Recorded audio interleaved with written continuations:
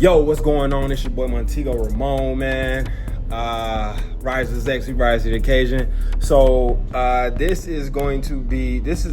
making a personal video for one of my friends. He wanted a recommendation.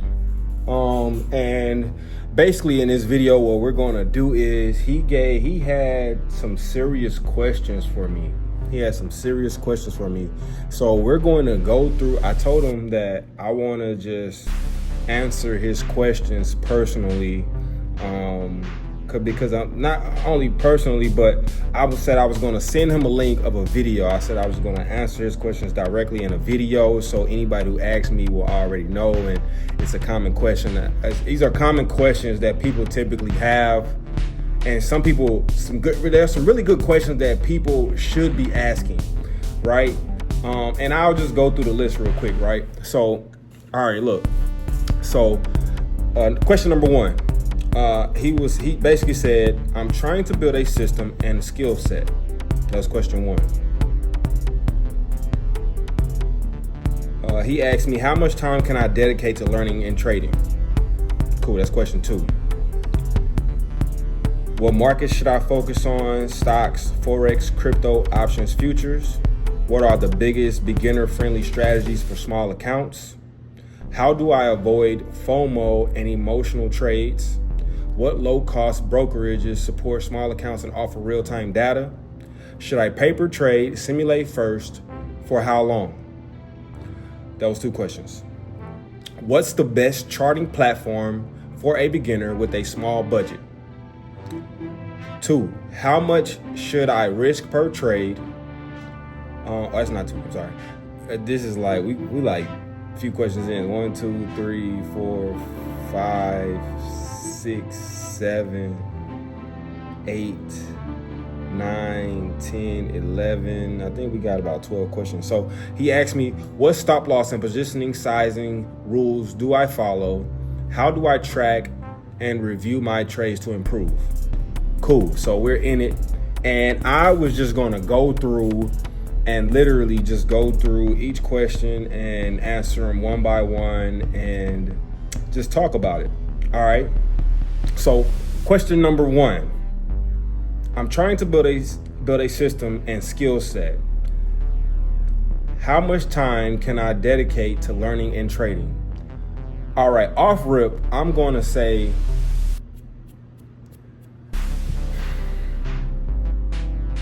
I would say, man, you probably really don't need no more than 30 minutes to an hour, maybe 2 hours a day, right? Because I think there needs to be a combination of learning and then applying what you've learned, right? And then we could break that down into, let's do this.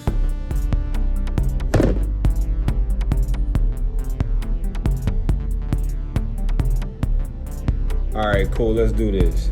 He says, basically I'm gonna write it like this. How much time should I be dedicating to learning and trading if I'm trying to build a system and skill set, period. All right, and this is what I think. I'm gonna say you should probably dedicate, I'm gonna say 30 minutes a day. This is the learning, right? So we're gonna say learning. I'm gonna say 30 minutes a day, bare minimum, 30 minutes a day. Reading or watching a video. Reading or listening to traders, right? Interviews, etc. All that stuff. We would say podcast interviews, books, podcast interviews, books, podcasts, interviews, period. Now, when it comes to, let's say that's learning, and then let's say now actual trading.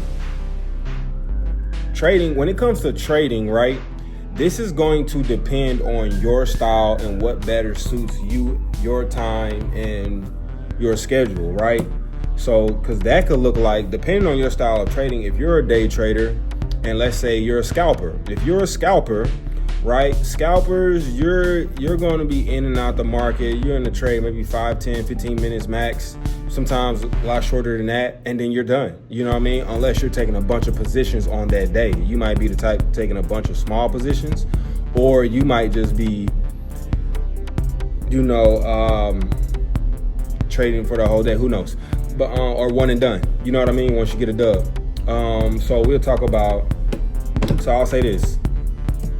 This depends. Let's do it like this. Trading depends on your style, of trading. You have these are the types of trading, and these are the types of trading. Watch this. Types of trading.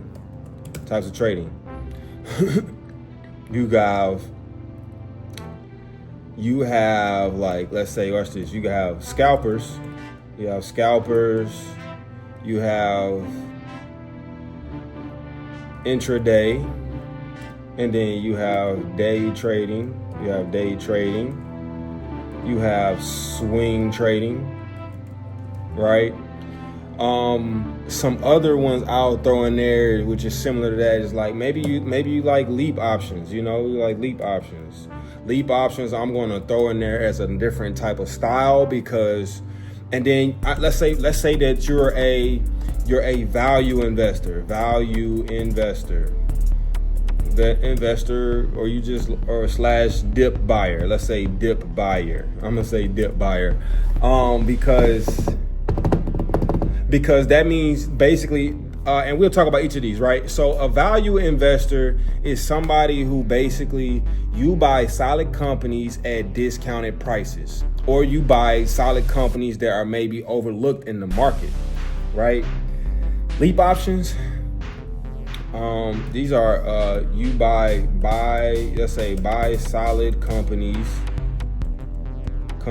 at a discount, right? So you buy solid companies at a discount, or you buy solid companies at a discount, which is buying a dip, which I will talk about that more, right?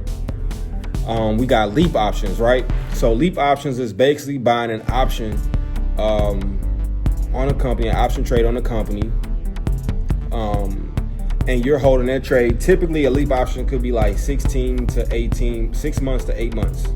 6 to 18 months is your holding time, and then you're taking profit at wherever you want to take profit at, which is something you would strategically set up. When and where you want to take profits. You know what I'm saying? That could be gauged by, maybe you're looking for the next area of support or resistance. You could be looking for a fair value gap, or you could be looking to just make a certain percentage then get out. You know what I'm saying? So swing trading is basically similar. Swing trading is similar to like leap. It's similar to leap options and value investing in terms of holding for a little while. Swing trades could be pretty short too. Like swing trades you might not hold a swing trade 6 months. You might hold these from 1 week to about 3 to 6 months. You know what I'm saying? 3 to 6 months. You know what I'm saying? Depending on, it just depending on various factors. You know what I'm saying? It's like how long, according to your plan, when do you plan on entering and exiting that trades? Typically with a swing, you're waiting to buy a certain company or buy a certain, commodity or index at a certain price, right? And then you're waiting on that price to go up, or you're buying at a premium and then selling at a discount. That makes sense to a buyer. You know what I mean? So that's how that works, right? So that's swing trading. Day trading,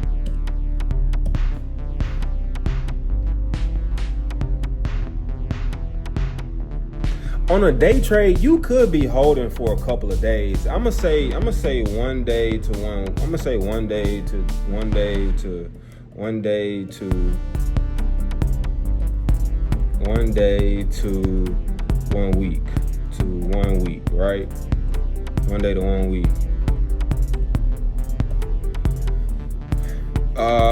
Intraday, you're maybe holding for an hour to a few hours. 1 hour to a few hours. 1 hour to maybe the entire trading day, or 1 hour to 4 hours. Let's say something like that. 1 hour to 4 hours, something like that.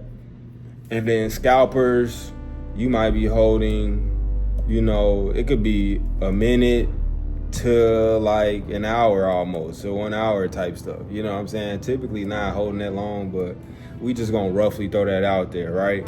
These are the types of trading and trading styles, right?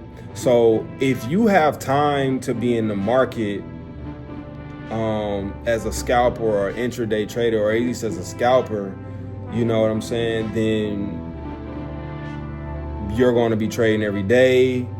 Your schedule is suitable to that. You have an hour or two out of your day to just sit there and be in the market. You know what I'm saying? You have an hour or two to sit there and be in the market. Intraday, pretty much the same thing, and day trading, probably pretty much the same thing. There are potential day trades where you might just be holding.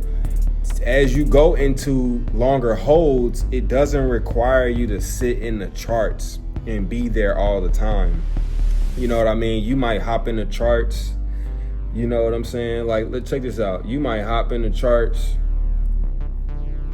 You might hop in the charts like this, right? And let's say you waited on, you kept seeing this level of support down here. You see where I'm moving this purple line? You kept seeing this level of support right here, or this major level of support that was created after price broke through over here. You seen the push up, and then after you seen this push up on this day, June 25th, as y'all can see down here at the bottom. Oh snap, I didn't mean to change that. June 25th, as you can see over here, on that Tuesday, price ran up some odd crazy amount of points, 660 on up to about 900 points. Price ran up almost 400 points. You seen it start to continue up with some rough consolidation over the next few days. Maybe you marked out this zone right here, or maybe you just waited to see what price would do. Price came back down, touched this zone. So now you know that every time it touched this zone here, right, it's gonna buy. So you wait. It might be now Thursday that week, and now you're just holding and you're waiting for price to come back down to that level, right? You're waiting on price to come back down to that level. It doesn't come back to this level until another week or so, right? And now you actually enter that trade, right? You may set your stop losses below that area, right? And now you're holding on this trade like this. So you might set your stop loss right here. You might take a buy right here on the close of this candle. On the close of this candle, you set your stops somewhere under here, right? Or you may even set it all the way down here. Who knows? You know what I'm saying? Or you maybe set it like, let's just set it something conservatively underneath this level, right? And then you wait on price to come up to this last level of this resistance level right here. I'll go ahead and show an indication of this resistance level right here. You waiting on price to come back to this level right here. I'll thicken that line up so that you can see. So you might be waiting on price to come back right here, and we'll make that like a blue or something. So you waiting on price to come back up here, right? Because you seen looking left previously, price touched down here and then made this high up here, and then made this high up here after it tried to bounce off this minor level of support right here. And so that determined your entry. It helped you kind of understand your stop loss, and then it also helps you determine your take profit area, which you can see is at the top of this square. This red area right here is my stop loss. If you look right here, it says risk to reward ratio. So you went for almost a 3-to-1, meaning that if you risked $100, you would have made $300. $300, all right? That risk to reward is super important, right? That's a 1 to 3 right there, right? Cool, right? And so I think we were talking about, we were specifically talking about day trading and intraday trades, right? And even swings, right? This kind of basically applies to everything from intraday kind of down to value investor and dip buyer, right? So you wait on price to come down to your area where price has shown you that historically it bounced here or price reversed here and went in the opposite direction. That's if you want to sell high to sell at a premium so that you can sell to buyers, or you want to buy at a discount to sell to the sellers. So that's just something to look out for, and that's all you're doing. You're basically just watching price to see, like, okay, what are you doing? What are you historically doing? You know what I'm saying? And this is pretty much when it comes to, let's say for instance, I'm trading right now. We're looking at the NASDAQ. The same type of idea applies to stocks as well. I typically trade indices, right? And so that's just a little quick breakdown to kind of understand what's going on in terms of these styles of trading. Now, depending on, what you're looking for and things like that,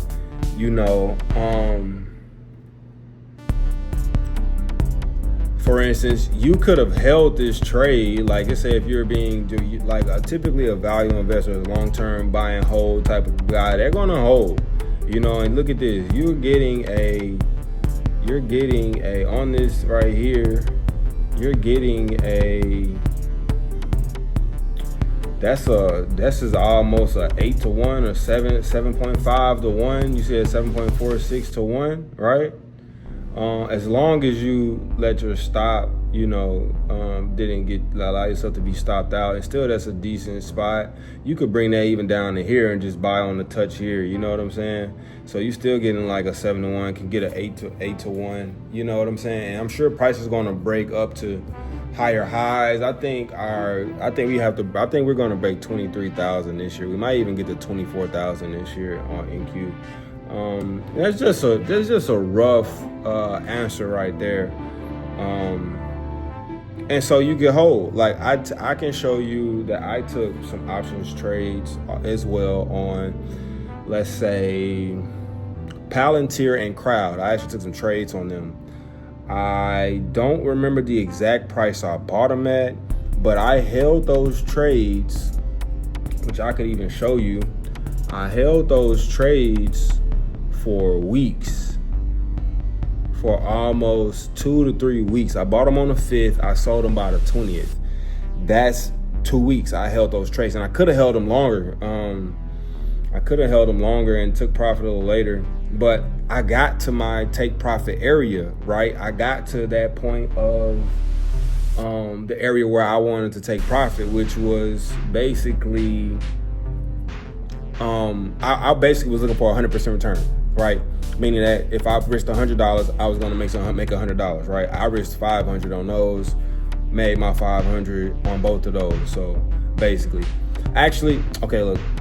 It touched there. I actually didn't close there. I closed at something a little lower. But my point is, it got to the point where I was looking for, and I could have even held longer for even more of a gain, right? Cool. So let's move on to the next question. That was a very extended question. So when I'm doing options, I'm typically only trading stocks. when I'm doing my day trading, I'm trading indices and I'm trading gold and I might be trading some crypto, right? The thing is that when you have the skill of trading,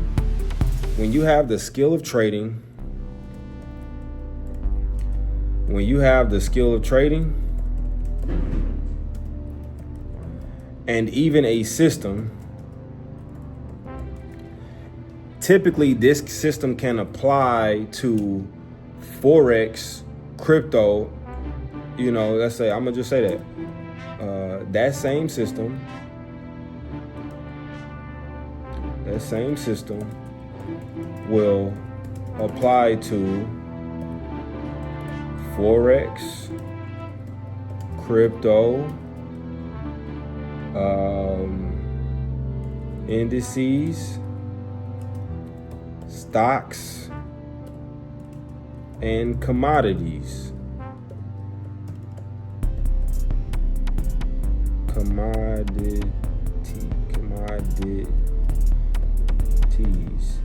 Right. So that saying, I can trade because I know the skill, I can trade anything. I know how to win a trade on anything, any period, no matter where you put me, I can trade it. The reason why is because I have the skill, and then this thing is always the charts are always gonna show you a pattern. Matter of fact, I'm gonna go ahead and answer that one question while we in here. Maybe we should just continue to go in order. I don't know. Who cares? Maybe we should continue to go in order. Now, when you talk about a system, right? It wasn't super specific, but typically a system is you have set rules. A system. Let's talk about a system. A set of rules that you follow. It's your if-then, kind of pathway or step process. It's your if-then process. You follow your if-then process, right? So for instance, like my rules might be, we'll talk about it. Let's go look at my rules real quick. I'll show you some of my rules really quickly. Let's go to MNQ. All right, cool. Look, you can see my rules, right? These are some of my rules, right? So if we just start right here on this first line, rules. So basically what I'm talking about here, let's go right here. What the hell is going on?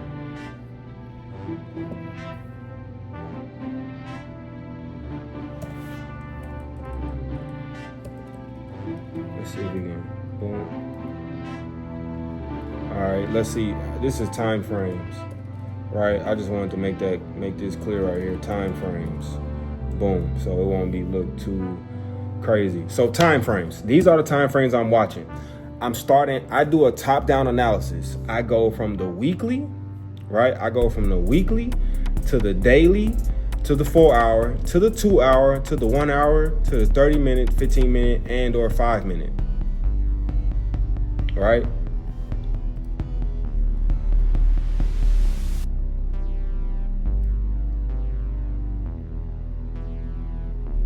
And this is what I'm looking for. I'm looking for major highs. I'm looking for major lows of the day or the previous day. Typically the previous day.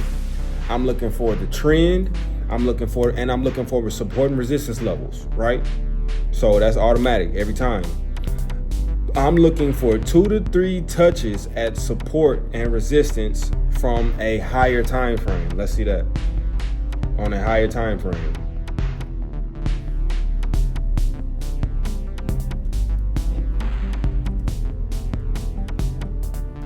On a higher time frame, right? Which is basically like the 4-hour and up or the 1 hour and up, right? Basically the 4-hour and up. Followed by, and then I'm looking for, it's going to be followed by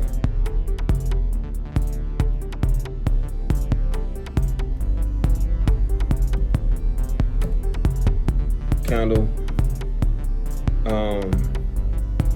It's going to be followed by reversal and continuation candle. Meaning a lot of times what you will see at a area where price has reversed, you might find an exhaustion candle or it might, or you just going to, which is a reversal signal, or you're going to find just a total reversal candle, you know what I'm saying? And then you kind of want to get an extra confluence of a continuation candle, meaning like price is going to continue going in its direction, which is just reversed, right? Cool. Now I'm looking for entries after the close of a candle on the 15-minute or 5-minute time frame, right? So these are some of my rules and things like that. I even got other stuff in there. Like I know where I'm going to. My target TP is my target take profit area. I'm looking for the next fair value gap, which I could talk about fair value gaps. That'll just come with as you learn. And then I'm looking for support and resistance on 15-minute or 1 hour. My stop loss, my SL, is under/over the last major low/high. Or it's going to be under or over the last, whatever, it's confusing. Basically what I'm saying is that like if I'm selling at a resistance level, I'm going to have my stop loss above or over that last major high there, and I'm selling right to one of the areas with which I said I would sell from or take profit at, I'm sorry. And then I am if I'm buying, right, I'm buying at a support level, I'm buying low, right? And I'm setting my stop loss under that resistance level or under that last major low, right? And then that's where my resistance level is, because I expect price to reverse at this level. There are times when it's not going to be always 100%, right?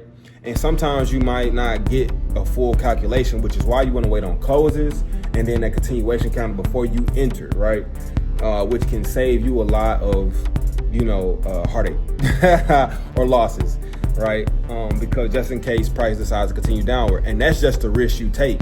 But you've seen historically, hey, price reverses here, because this is just as an experienced trader, this is just a smart move on your end, because if you know anything about trading, you don't want to get caught up in those consolidation areas. Those consolidation areas, people blow accounts, there's no clear direction, and you're forcing to trade typically, right? If you're selling at a high, there's a high probability that trade is going to go in your favor, because you've seen historically, if you look left, every time price touches this level, it's sold off. Every time price touches this level, it's sold off. And then I didn't just get in right there because I know that every time price touches this level reversed.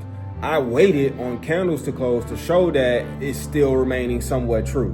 Now we have to see this trade idea play out as if we believe it's true. You know what I mean? And so that's how that works. You know what I'm saying? So I got my risk up in there. I talk about my risk right here. You see that my risk down here and stuff like that. I don't know why this thing isn't working for me like that, but whatever, man. It ain't really working for me like that. I'm clicking them stuff. It ain't even clicking. I don't know what the hell going on with this, bro. Whatever, man. Because I bet if I make a new one,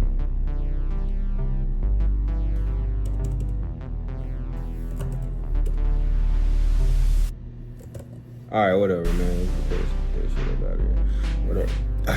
Yeah. So, yeah. What are the best beginner-friendly strategies for small accounts? Bruh, no matter what account you on, it don't matter. You gonna have to follow these rules. You need to be able to identify trends and support and resistance. You need to always be able to identify trends and support and resistance. Always, look, watch this. Always, major skills.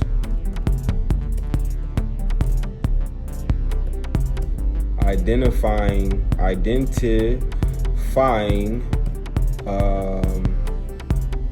trends and support and resistance. The other major skills, and then know where you are, knowing your time frames. For instance, you need to know your time frames because you need to be able to identify trends and support and resistance. You need to be able to identify time frames as well, because time frames will let you know where you are in the big picture. There are small picture moves, you got the micro moves, and then you got the big macro moves, right? So you got the stars, and then you got what's going on down here on Earth. And you need to know what the hell is going on up there in the big moves, so you moving with the big moves. You know what I'm saying? You don't want to be trying to make these little moves down here, and you on a smaller time frame, and you're looking to sell, but the major move is trending up. You know what I'm saying? You can get that trade, but 9 times out of 10, that thing is probably just pulling back for it to continue up. So don't expect to maximize your trade there. If you're gonna do a counter trend trade, you need to be in and out. You know what I'm saying? So that's why I think a lot of people don't talk about that, and they skip over that. Yo, time frames are so important. Like, you need to know what the hell is going on. You need to be able to identify the trend, know where the support and resistance levels are, or the major highs, or the major swing highs and major swing lows, and then knowing your time frames, knowing where you are in the major trend, and what's going on with the day. Like, if the day is trending up, you need to be trying to trade with the day, and understand that if you see a pullback on us, or if you see price going down on a smaller time frame while the major time frame is going up, that's probably a pullback, which is a micro move inside the macro move, right? So that's what's going on, right? If I had to physically show that, this is what that looks like, right?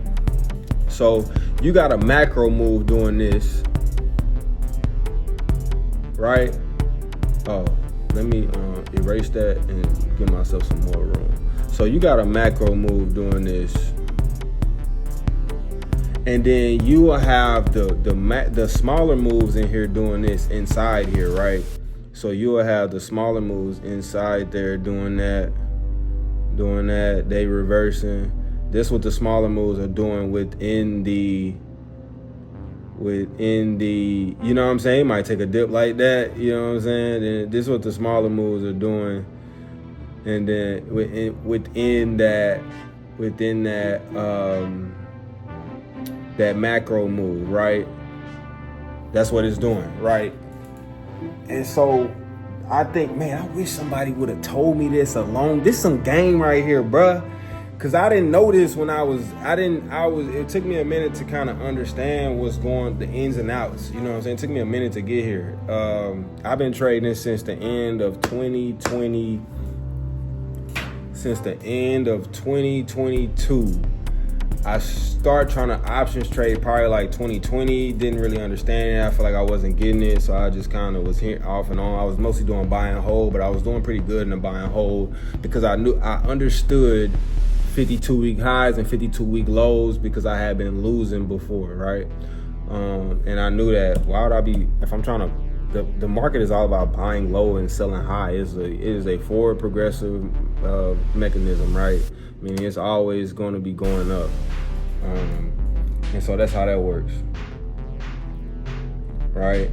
So that is the beginner. So beginner strategies right there. And then you need to be identify. So it's like I said, identify trends, support and resistance, knowing your time frames. The other one is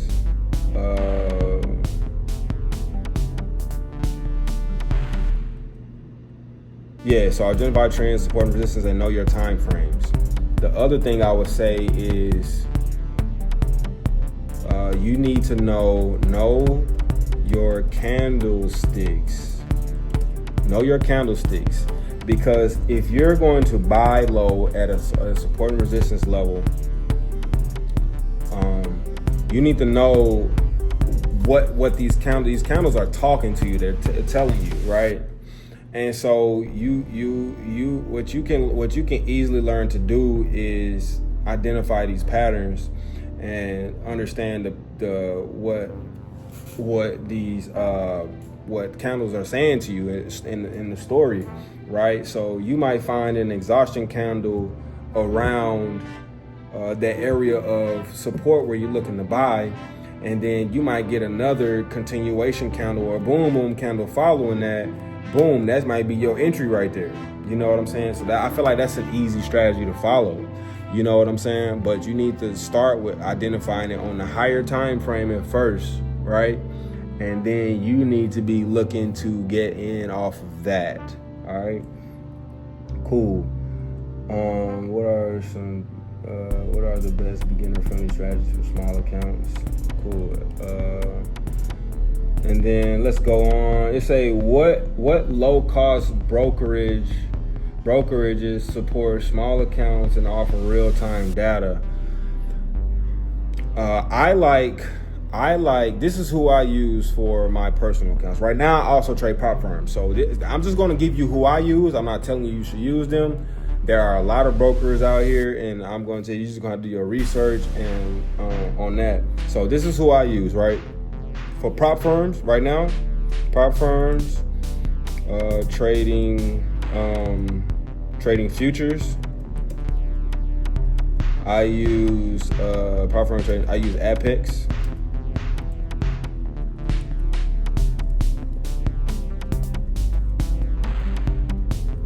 That's who I use. I use Apex. For personal broker, Boiler. I use KOT4x.com. What the hell? KOT4x.com. And I use Trade Locker. So this is the broker. It's a broker. It's the platform. It's the platform right here.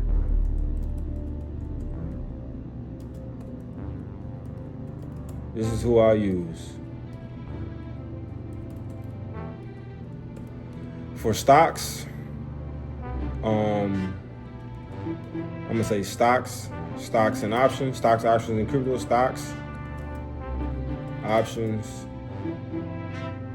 for my stocks and options, I use, let me see, make sure it's clear. Stocks and options, I use Robinhood.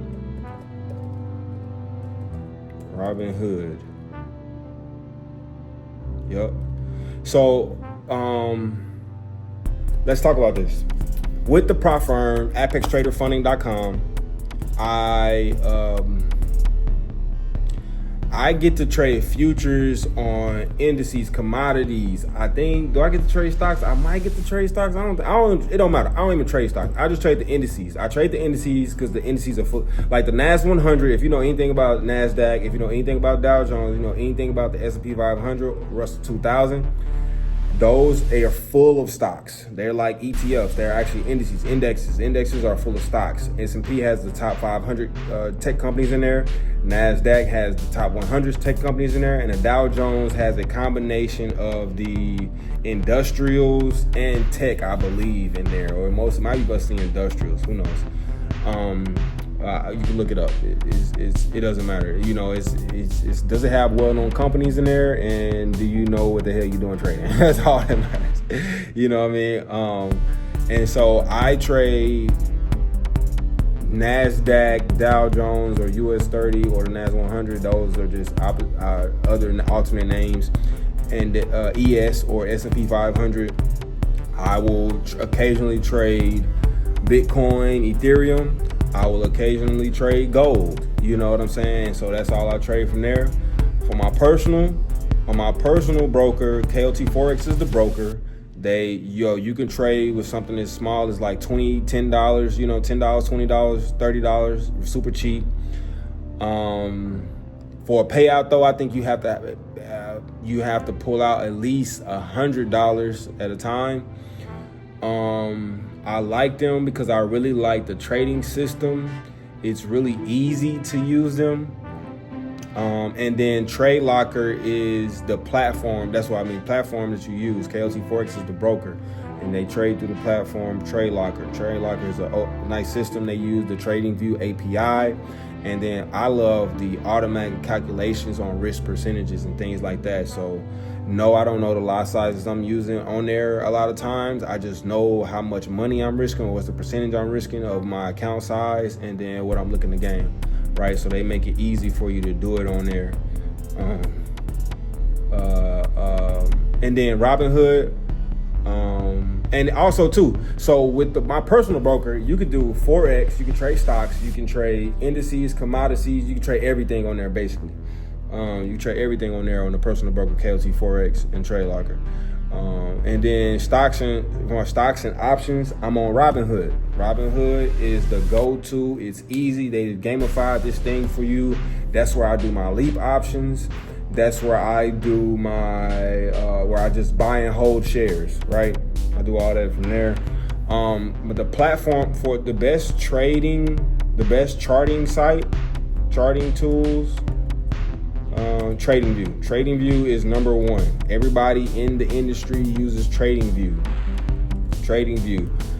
With TradingView, you might have to pay you're probably gonna have to pay like maybe $5 or $10 a month for you to get that real data, right? You're gonna have to pay to get that real-time data, okay?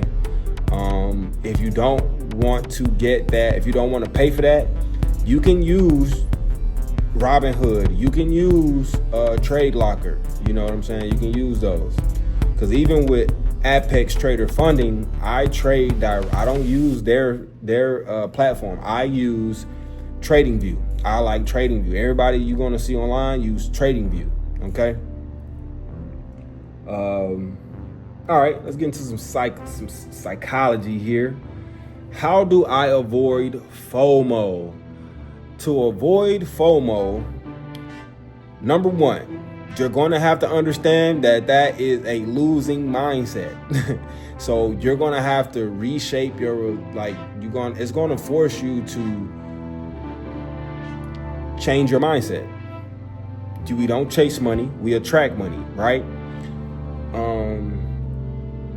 You don't chase trends. Chasing the trend may win you a trade here and there. Ultimately, it does not make you a good trader. It's going to eventually result in you taking major losses. You know what I'm saying? So you just don't do it. You know what I mean? You don't do it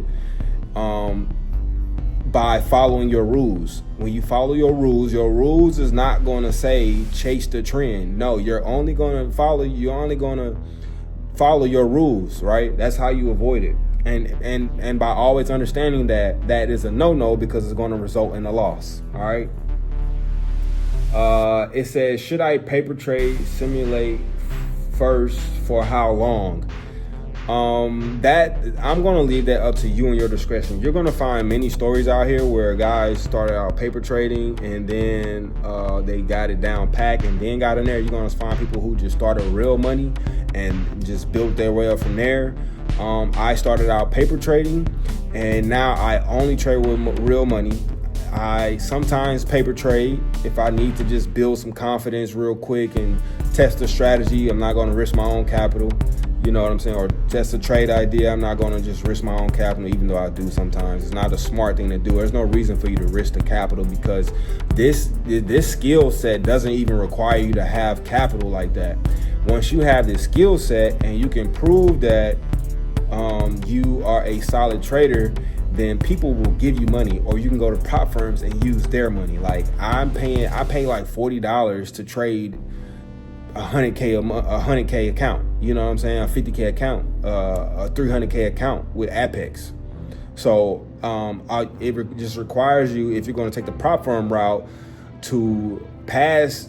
You're going to have to use their rules basically in terms of what they require you to risk and what they may where you take profit basically, and then you follow your still going to use your trading entries and things like that, maybe modified to their rules, and then now you're trading with this large capital and can build up your accounts faster than if you were to trade with normal capital. I mean, that depends on the type of trader you are, because there's guys out here, they'll turn $100 into $100,000. You know what I'm saying? There's guys that turn 100 into $1 million. There's stories out here. It's guys who can show you.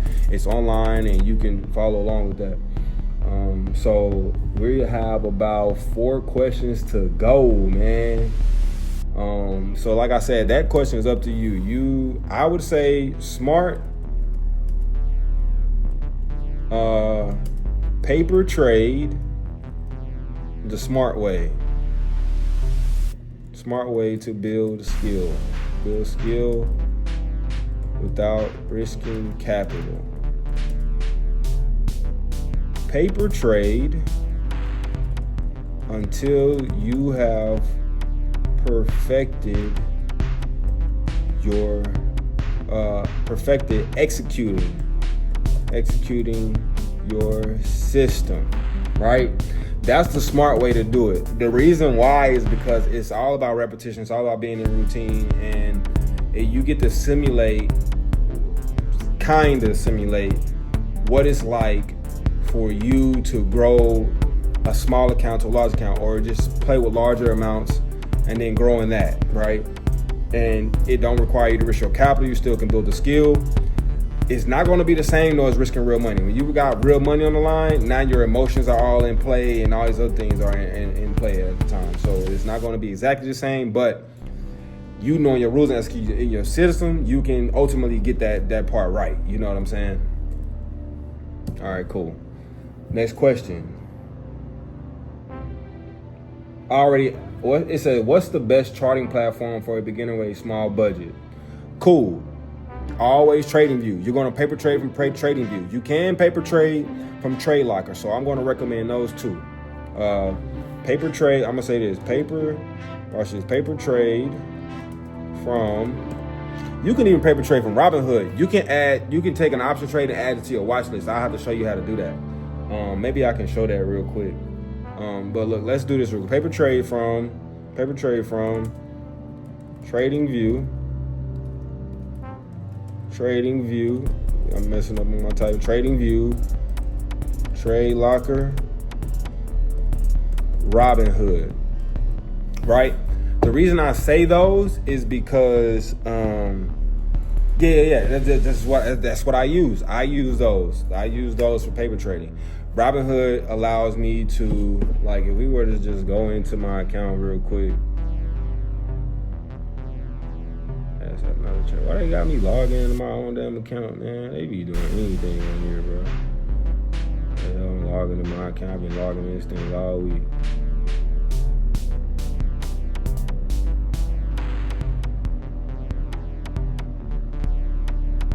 Come on, bro. Yeah, y'all got me doing out here. Chasing rabbits.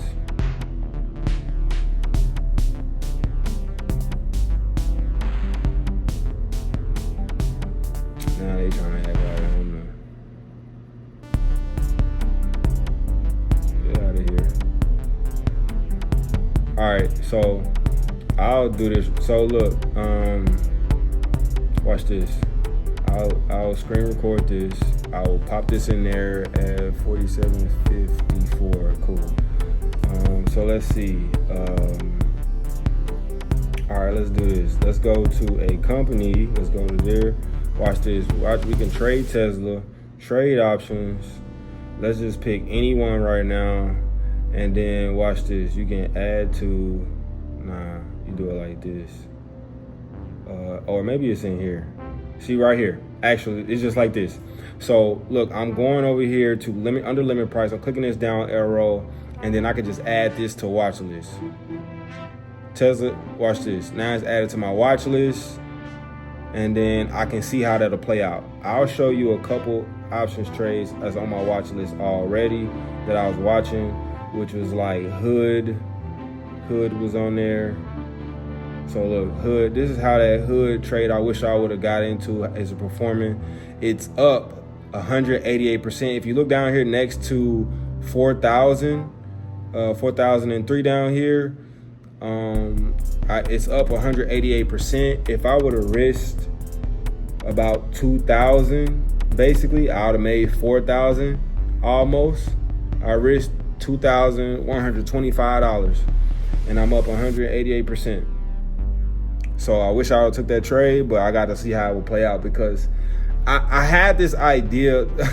The reason why I didn't risk all that, number one, I didn't have all that capital at the time. I just wanted to see like what would it look like if I did risk something, because I had a strong hunch about Robinhood just because I'm like, I was at the time, this is because I bought this last year. Yeah. So I had just been watching them and I'm thinking about the value that they're providing, and I'm like, yo, Nah, Robinhood is a solid company just based off the value they provide to the marketplace in terms of they revolutionize, just trading for the retail trader and stocks, you know what I'm saying? Like, because they allow you to buy partial shares. They have a recurring revenue model, meaning that they got subscription services, things like that. They give you cash back. It's all kind. They do all kind of stuff. You make Roth IRA accounts, traditional IRAs. They got crypto stocks. You know what I'm saying? Options. Like, yo, they do so much. You know what I'm saying? So that's how that's performing, anyways. And that's one was on my list. So we'll drop that one for now. So that's how I would take how I would take a trade, do a paper trading account on there. This is how the paper trading account might look on here. Let's see if we can, let me go paper trading. You see that right there? Click on paper trading. You connect. Matter of fact, we'll go back. Let's try one more time. I click down here. It's not going to be like that on your laptop. I'm on the iPad right now. But basically you want to go to see these different brokers. These are the connected brokers through Trading View, paper trading, connect. Right, so we're in my account. Boom, I got $1 million account up there. You can go over here, create a new account. Right, you can change the account name, set the balance. These are your leverage. You can look up what leverage is about right here. Hopefully you want to simulate it to what your broker is typically going to charge you, so you can see how much capital you might need to do some of the trades you want to trade. I would just leave it where it's at, which is perfectly fine. And then just create down here at the bottom and you're good to go. I got a couple accounts. You see his account. I was testing out a trade idea. Ran it up real quick with 100,000, whatever. Woo-de-woo. Yep. All right, next questions, guys. This has been an hour-long video, man. This is something else. We're gonna talk about this, my guy. How much should I risk per trade? Now, I'm gonna say this. There's a rule of thumb for the industry. Most people be like, risk 1%, 1% to 2% of capital. That's the rule of thumb for the industry. 1% to 2% per account. In prop firm, with the prop firm, right? This is a rule of thumb. I don't like doing that slow stuff. I'm gonna be real with you. I'm risking like 10, 20%, something like that. Maybe even 50, half the account, maybe a third of the account sometimes. And it just depends on the type of trader you are, what your risk tolerance is. There's a lot of things that goes into play with that. I'm risking in a prop firm account, right? Let's say prop firm account. I'm risking, let's say, I'm risking 10% of my drawdown, right? So if they give me $3,000 per trade, right? Per trade, that's per trade too. Per trade, right?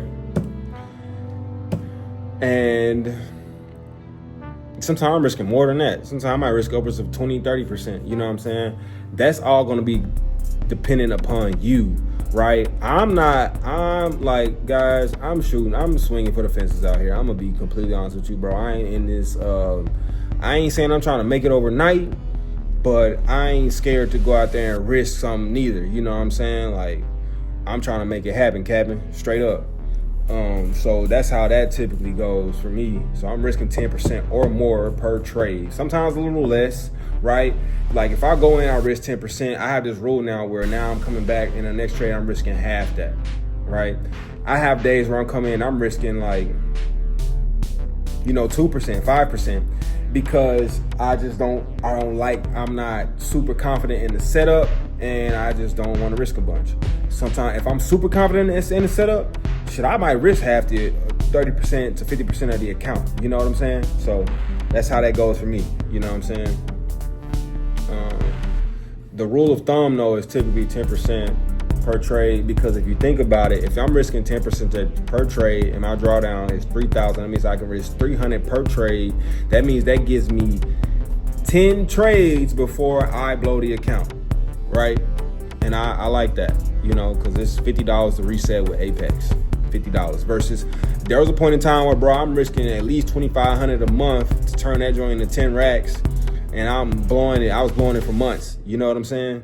And I was like, bro, I was just heartache after heartache every month. I got sick of that, bro. So I just stopped it, and I found a smarter way to still make, you know, a nice gain, make some significant profits without risking so much. So that saved me a lot of it. All right. So that's why I go on the prop firm route until I build a sizable account. I'm so much better at trading though now too. So that was then. All right.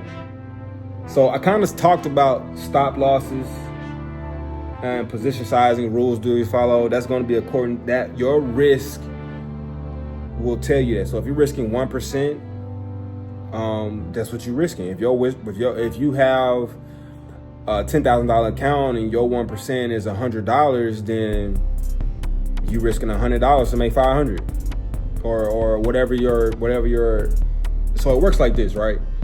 Let's talk about RR, or risk to reward. Now, most people like to typically walk away with a 2-to-1, or 3-to-1. And then you got guys who make obscene amounts, 5-to-1s, 10-to-1s, 12, 20-to-1s. You know what I'm saying? Basically, it's the same as, it's like this. If I'm going for a 2-to-1 and I want to risk a $100, how much am I making? I'm gonna let you pause the video and figure that out real quick, and then you come back. All right, cool. So here's the answer. If I'm risking 2-to-1, if I'm going for a 2-to-1 risk to reward ratio, 2-to-1, and I'm risking $100, I'm looking to make $200. That means now I would have an equity balance of maybe $300 if I only had $100 in there, right? I got $300 now. If I'm going for a 3-to-1, I risked $100 to make $300. That makes sense? So if I risk $10,000, I'm going to make $30,000 if this trade plays out in my favor. You know what I'm saying? Or I'm just going to lose $10,000. So that's how that works, right?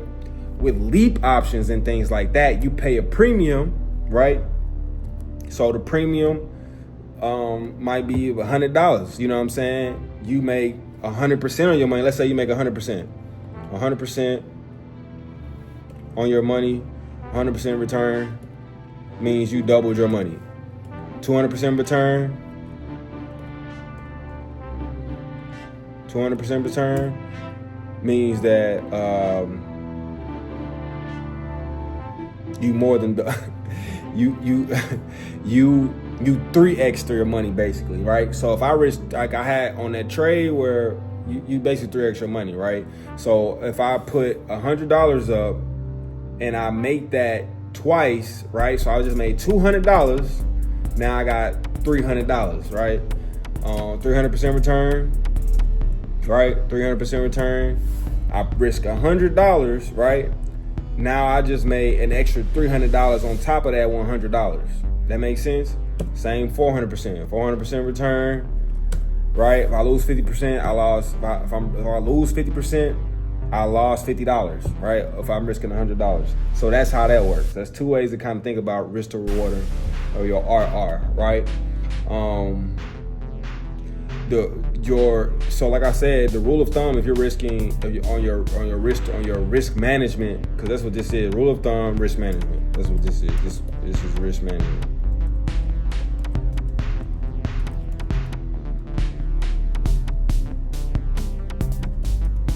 This is just what you risk, right? Now, what you're gonna make is determined by your reward. Like, where's your TP set? Where is the trade going to end at? Based on your risk, that's gonna let you know what you're gonna make, right? Cool. And it says, how do I track and review my trades to improve? Number one, you want to come into here, right? And you want to see, like, check this out. I'm gonna go down. This is the 1 hour. That's cool, right? So we can see that. Let's go to this trade right here, right? So I entered this trade like over here. I really didn't enter right there, but the thing is like the way you review your trades is by using the long position. This is the long position calculator right here. This is the long position, meaning like the green areas where you're in profit, the red areas where your stop loss is, or your drawdown. Your stop loss is at the bottom of that. It means it's going through. That means it hits your stop loss. This red area means it's below your entry, and that's where you're in drawdown, right? This right here is where you're in profit because it's above your entry. You can see that as I adjust this take profit area, it adjusts my risk to reward ratio. As I adjust this, it also adjusts my risk to reward ratio. You can see that, right? Cool. And then you have the short position calculator, which is right here. It works the exact same way, just in the opposite direction, right? The way you check your trades and improve is by going back into the market. Let's go down to the 15-minute time frame. And you see, how did this thing play out, right? How did this play out? Where should I have been looking to take my trades? I typically would go to a higher time frame, but like, this is how this thing plays out. You know what I'm saying? Like, what happened was I entered this trade like right here. It didn't even, like when I entered the trade, it didn't go through any drawdown, but I went through this trade and then it came back and touched my area I got in on this close here, basically, and rolled that up. That's how that went, right? And then you just look. I think Wednesday I had a terrible day. Wednesday last week I had a terrible day. Where is Wednesday at? This is Thursday. Wednesday I had a terrible day. I misread what was going on in here. Price, because the yellow is New York session. So price opened up at 6:30. What the hell? Hold on. Let me change my times. My bad, guys. Hold on. Let me change my times.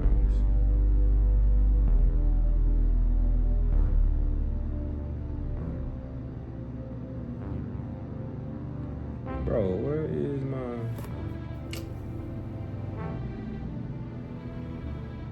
whatever. So look, so price opened up at 6:30. It touched this level, then it shot up here, right? Then it started to reverse, right? And I'm like, price has been trending up pretty hard. I'm thinking it's about to run, right? But I misread that. It made this higher low, made this higher high. Then it came over here and made a lower high and then made a lower low. I should have waited on this low to be made right here, and then the pullback, the close, and then maybe I could have entered right here. You know what I'm saying?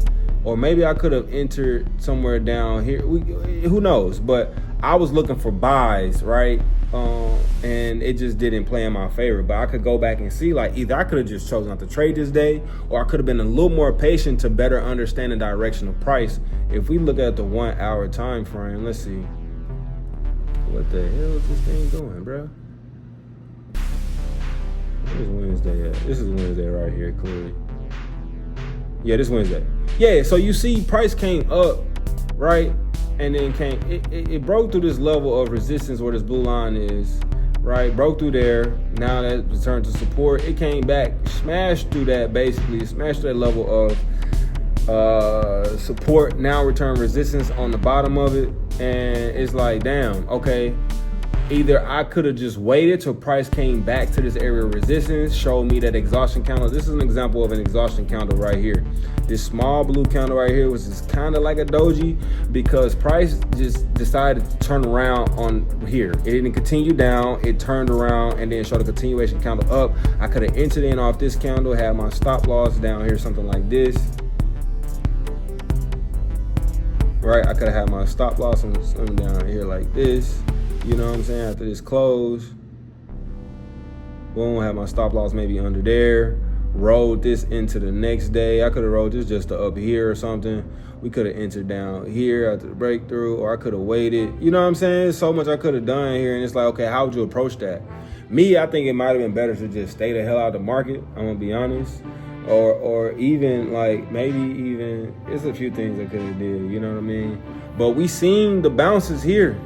Every time it touched here, I could have been in it on this close right here. I could have been going up. You know what I'm saying? And if it decided to go against me, I just have to risk that and be comfortable with my risk. The reason why risk, you have to learn to be okay with risk, because your risk to reward should always outweigh your losses, meaning your wins are going to always outweigh your losses too, right? Because if we flipping a coin going back and forth, and every time I win, I take 2 points, and every time you win, you only take 1 point, right? Which is your stop loss. I'm going to, with that 50% probability, I'm always going to be on top. You know what I'm saying?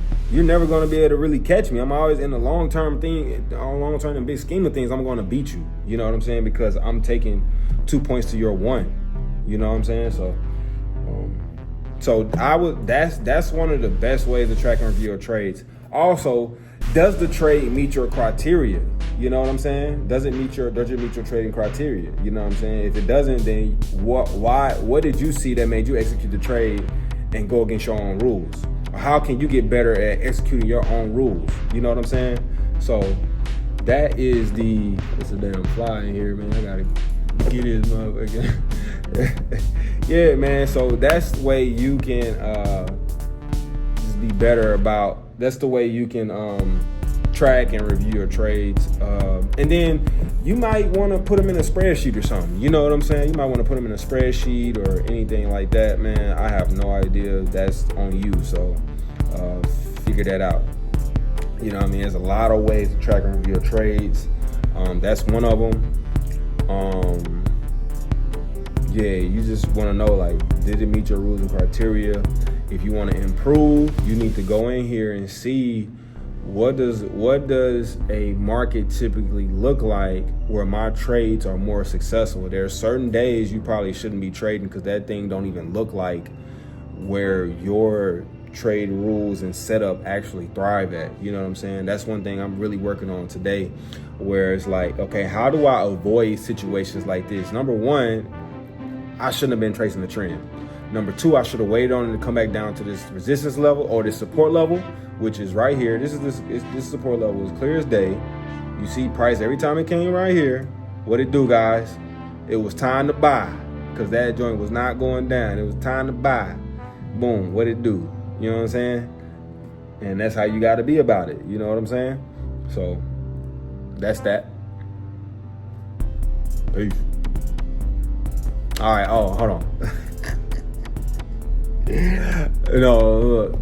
That concludes our video for the day and answering all my guys' questions. I won't say your name on here just because, but I appreciate you for coming to me with those questions and giving me the opportunity to just address this as I'm just growing. And I've been trading for a while now, and I really see this as I'm a strong believer in that this can actually change lives and can provide a lot of freedom. You know what I mean? Like, it don't take all day to trade. It don't take all day. It don't take all day to study. It don't take all day to figure this out. I think one of the fastest things you can do is get with a group or an experienced trader and trade with them. You know what I'm saying? Who actually has a style, who's probably profitable. I'm going to be honest. I am not consistently profitable. I know how to win trades, but sometimes I don't know how to stay out the market, and I don't know how to just keep it chill. You know what I'm saying? So yeah, I'll win, but I'll have my losses too. And just know that if I took a loss, I probably shouldn't have been taking that trade, and I probably shouldn't have been over risking or over leveraging. So once I can remove those things out of my life, I'll be consistently profitable. Which we're working on, you know what I'm saying? Right now, I'm consistently profitable. I had a profitable week, and it's looking good, you know what I'm saying? So it's not, how do we continue to maintain that mindset and grow our accounts to something significant to the point where it replaces my income and I'm a full-time trader? These are my goals, just some of my shorter milestones in the big scheme of my big plan, you know what I'm saying? So this your boy Montego Ramon. Hey, man, y'all know what I'm on. Rise as X, we rise to the occasion. Peace.